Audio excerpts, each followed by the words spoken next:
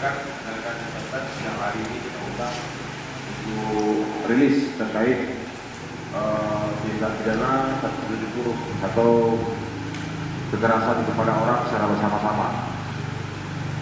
Siang ini yang saya hormati Kasat Reskrim, rekan-rekan penyidik, Kasih Propam, dan rekan-rekan personil Polres Belitung Timur yang hadir pada kesempatan sore ini, hari Jumat tanggal 18 Juli pukul 16.50. Sebagaimana yang kita ketahui, kemarin sore ada kejadian yang cukup membuat heboh, tidak hanya Belitung Timur, mungkin juga tidak hanya Kepulauan Bangka Belitung, tapi bisa sampai tingkat nasional, khususnya rekan-rekan media, di mana ada tindak pidana atau kekerasan yang dialami rekan-rekan media pada saat melakukan liputan.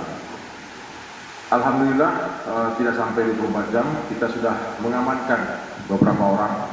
Lebih tepatnya ada 14 orang yang kita amankan pada saat sesaat setelah terjadinya tindak pidana.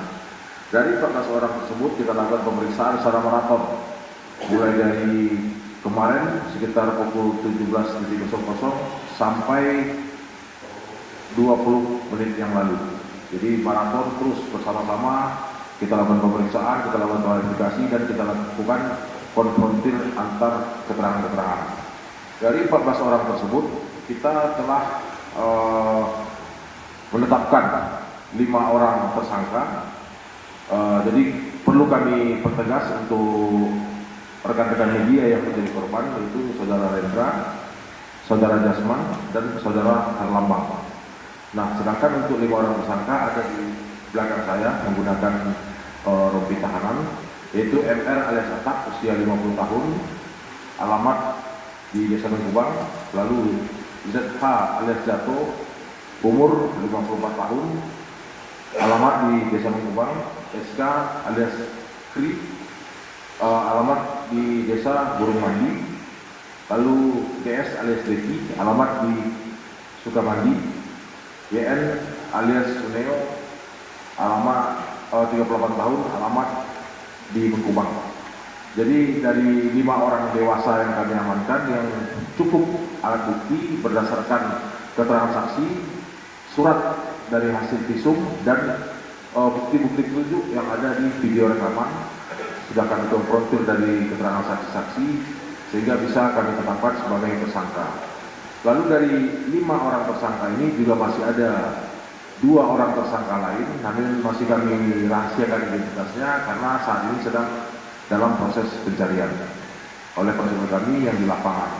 Jadi untuk kasus penganiayaan sendiri ada sampai saat ini kami menetapkan 5 yang sudah diamankan dan 2 yang sedang kami lakukan pencarian untuk dimintai keterangan.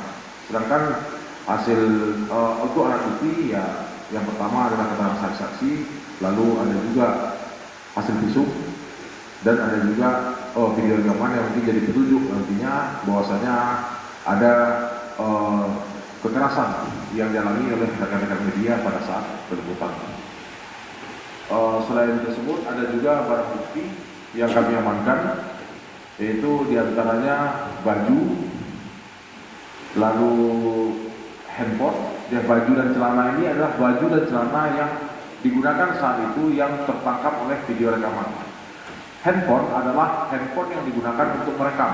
Jadi video itu yang beredar di media sosial atau dunia maya saat ini diambil atau digunakan, dia diliput atau direkam dengan menggunakan handphone milik tersangka.